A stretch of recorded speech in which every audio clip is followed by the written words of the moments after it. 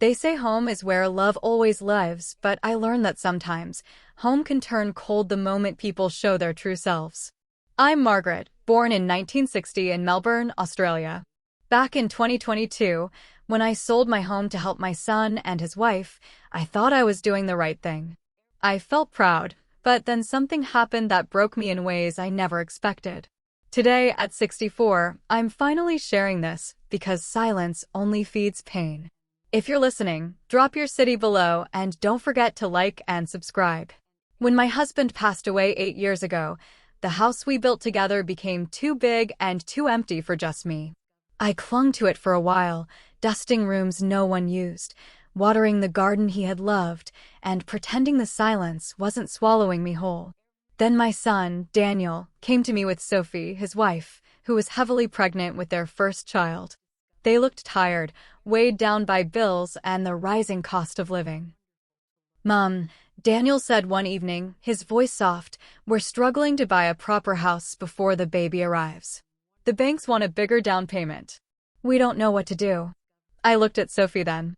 Her hands rested on her swollen belly, her face pale from the strain of carrying life and the stress of finances. Something inside me cracked. I wanted to help. I wanted to be the mother who came to the rescue.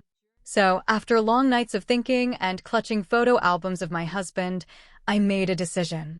I sold our family home. The money wasn't just a roof and bricks, it was decades of memories, my blood, my sweat, and the foundation of our family. I gave Daniel and Sophie the down payment they needed. The smile on my son's face, the relief in his eyes, that was my reward. They bought a modest house in a suburb outside Melbourne. The garden was small, the walls needed a fresh coat of paint, but it was theirs. Sophie insisted they convert the garage into a granny flat so I could stay with them. She said, "It'll be perfect, Margaret. You'll have your own space, close enough to watch your grandchild grow." I believed her. At first, it wasn't so bad. I painted the garage walls a pale cream, bought a second-hand armchair, and set up shelves with my books. The baby arrived, a little girl named Emily, and for a few weeks, I was happy. I helped with feedings, folded laundry, cooked meals when Sophie was too tired. I thought we were a family, bound together stronger than ever. But cracks started to show quickly. Sophie began making sharp remarks. If I offered advice, she'd snap, "We know how to handle our child, thank you." If I washed dishes, she'd sigh and complain later to Daniel that I rearranged her kitchen. One night, while I rocked Emily in my arms, Sophie walked in and froze. "Margaret, you're making her too dependent on you. Hand her to me." I hesitated. Emily was calm, nestled against me, but I passed her over. Sophie took her, glaring like I'd crossed some invisible boundary. The days turned colder, not outside but inside the house. I felt Sophie's eyes on me, judging every move. Daniel stayed quiet, torn between us, but his silence only gave her more power. Then, 6 months after I moved in, the blow came. Sophie cornered me in the kitchen one morning. Her words sliced sharper than any knife I'd held. "Margaret, you can't stay here anymore. The baby needs space, and frankly, you're not helping. You're just here. Useless." I froze. My heart was hammered. "Useless," I whispered. "I gave up everything in my home for you both." Her lips curled. "That was your choice. We didn't force you. You can't live in our garage forever." Daniel walked in then, his eyes avoiding mine. He mumbled something about it being temporary anyway, that maybe I could find an apartment nearby. His words weren't cruel, but they were hollow, spineless. I walked back to the garage, sat in my little armchair, and let the tears come. I wasn't angry yet. I was broken. Betrayed by the very people I had sacrificed everything for. That night, as I packed a suitcase, Emily cried in the distance. My arms ached to hold her one more time, but Sophie didn't bring her. She shut the nursery door instead. I left quietly the next morning. No big goodbye, no thank you. Just me, dragging a small suitcase and a heart heavier than stone. As the train pulled away from their suburb, I stared out at the passing houses. I had no plan, no home, no certainty. All I knew is this: something inside me had shifted. I wasn't going to crumble. I wasn't going to let their cruelty define my ending. But I also knew something else. Sophie's words, useless, would never leave me. And one day, I would prove just how wrong she was. Finding myself without a home at 64 felt like standing on the edge of a cliff with no ground beneath my feet. I moved into a small rental apartment on the far side of Melbourne, barely big enough for my clothes and the few books I couldn't leave behind. The first night there, the walls pressed in on me, and I cried myself to sleep. But the following morning, when the sun slipped through the curtains, I felt something else: anger. Not wild, uncontrollable anger, but a steady burn deep inside. The kind that doesn't destroy but fuels. I needed work. I hadn't held a full-time job since my 50s, when I retired early to care for my husband before he passed. But I refused to sit and rot. I polished up an old resume, dressed in my neatest blazer, and started applying. After dozens of rejections, one call changed everything. The man's voice on the phone was calm, assured. "This is William Hudson from Hudson Properties. We're expanding our team. Your experience with property management caught my eye. Could you come in for an interview?" My breath hitched. Property management had been part of my life decades ago. I had worked as an assistant inspector before marriage swept me into domestic life. I went to the interview, heart pounding. William was in his 50s, sharp suit, calculating eyes that softened only when he smiled. He asked about my knowledge of Melbourne's suburbs, my eye for detail, my ability to communicate with homeowners. Something lit up inside me as I spoke. I realized I hadn't lost those skills. They had just been sleeping. He nodded when I finished. "We're acquiring properties for redevelopment. People trust someone approachable, someone who understands homes. I think you'll be perfect." And just like that, I had a job as a property inspector and acquisition consultant. My role was to evaluate houses, note compliance issues, and speak with owners about offers. The pay wasn't extravagant, but it was independence. It was for a purpose. I buried myself in work. I traveled across suburbs, inspecting crumbling walls, unpermitted renovations, and family homes clinging to old foundations. I listened to people's stories, their worries, their pride. In their faces, I saw myself once as a homeowner, now displaced. I treated them gently, never forgetting how easily walls can fall when life turns against you. Then, one folder landed on my desk that nearly stopped my heart. "Greenfield Crescent, number 14, William said, sliding the file toward me. "We're targeting that block for redevelopment.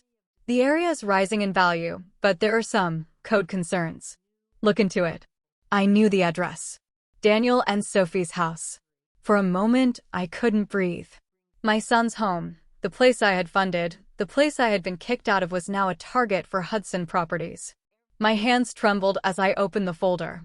Photos of their street stared back at me, the garage conversion marked in red. Notes about unpermitted structural work.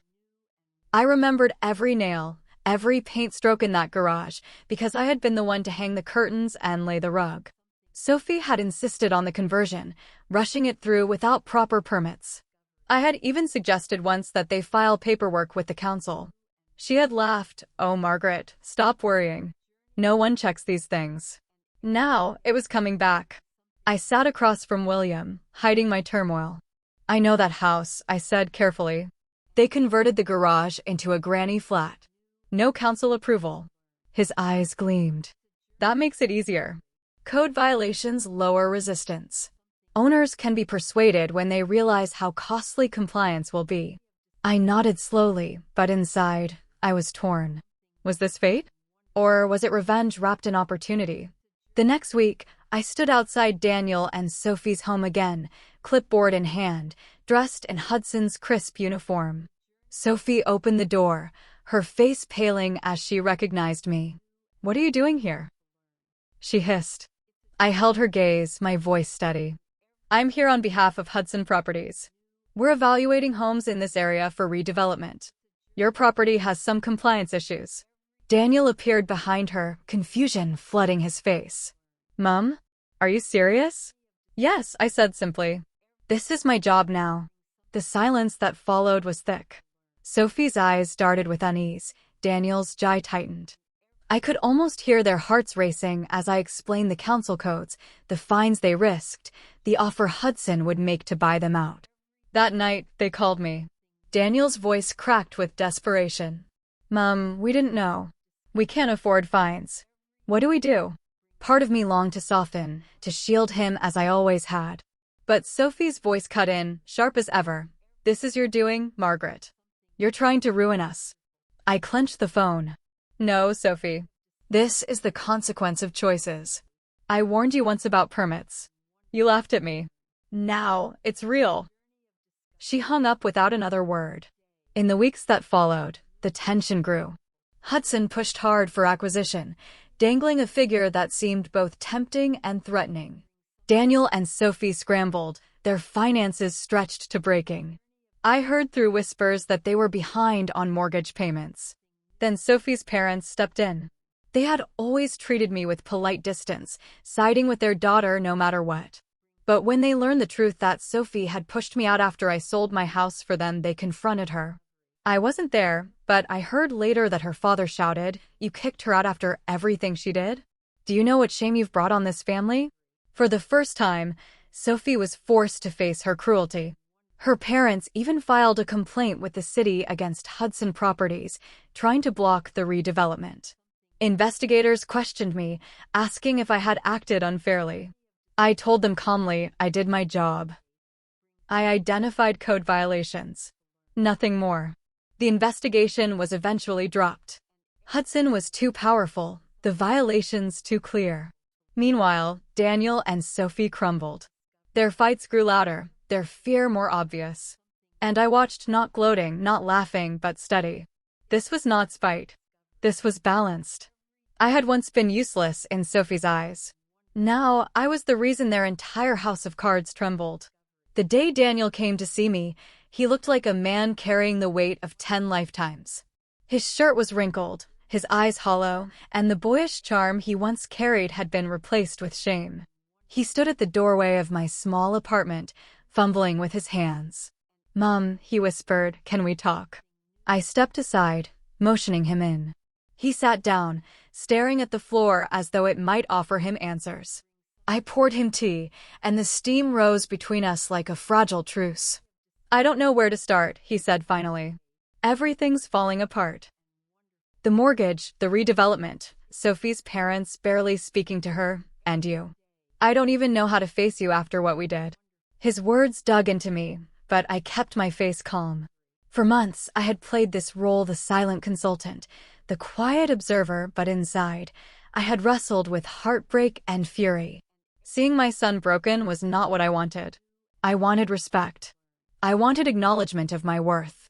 "Daniel," I said softly, "you chose silence when Sophie pushed me out. You let her call me useless. Do you know what that did to me?" His eyes filled with tears. "I know. I failed you. I thought keeping peace with Sophie was the right thing, but I see now it was cowardice. You gave up your home for us, and we repaid you with cruelty." I let his words linger. Part of me wanted to reach out, to hold him like the little boy who once scraped his knees and ran to me. But another part of me, the part that had walked out of his garage in tears, needed more than apologies. "What about Sophie?" I asked. He sighed heavily. "She's different now." Her parents' words cut deep. "She's been forced to admit how wrong she was. She wants to apologize, but she's terrified you won't listen." My heart twitched. I remembered Sophie's smirk, the way she had spat the word useless. Could I forgive her? Did I even want to? 2 days later, Sophie arrived with Daniel. She stood at my door, her belly smaller now with Emily in her arms. The baby had grown so much, her eyes wide and curious. Sophie's face was pale, stripped of arrogance, replaced with something unfamiliar, humility. "Margaret," she said, voice trembling, "I don't deserve your forgiveness." I let pride blind me. I thought independence meant shutting you out, but I was cruel. I stole your home, your dignity, and treated you like a burden. "I'm sorry." Emily cooed then, reaching a tiny hand toward me. My chest ached. I stepped aside, letting them in. Sophie sat nervously, her hands tightening around the baby as if expecting rejection.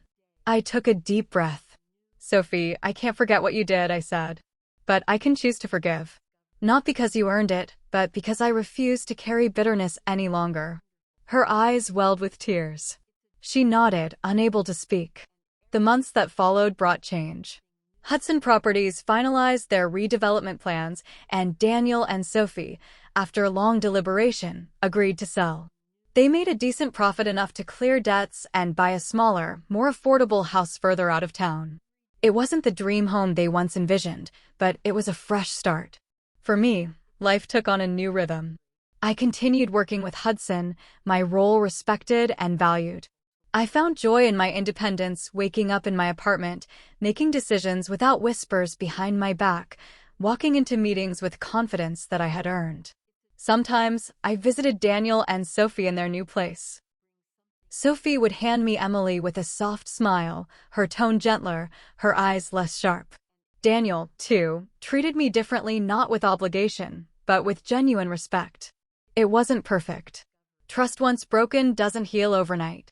There were awkward pauses, unspoken memories that hung between us. But there was also effort, real effort to rebuild. One evening, as I sat on the back porch of their new home, Emily toddling around with laughter spilling from her lips, Daniel turned to me. "Mum," he said, his voice steady, "thank you for not giving up on us. I know we don't deserve it, but we'll spend the rest of our lives proving we value you." I smiled faintly. I don't need grand gestures. All I need is honesty, respect. And for Emily to grow up knowing family isn't about convenience, it's about commitment. The sun dipped below the horizon, painting the sky gold. For the first time in a long time, I felt peace. This was my revenge, not destruction, not ruin, but reclaiming my dignity and forcing them to see my worth. I had proven Sophie wrong. I was not useless. I never had been. As I sit here today, telling you this story, I know one truth. Betrayal may wound, but it does not define you. Strength comes from standing up, even when your own blood turns away. If you're listening now, take this to heart. Never let anyone, not even family, convince you that your value is gone. Hold your ground, protect your dignity, and remember, forgiveness is not weakness, it is power. So like this video, subscribe for more stories, and share it with someone who needs to hear these words. Comment below what lesson you've learned, because your story matters too. Moral lesson: even when those closest to you betray your trust, self-respect and resilience can turn pain into power and forgiveness into freedom.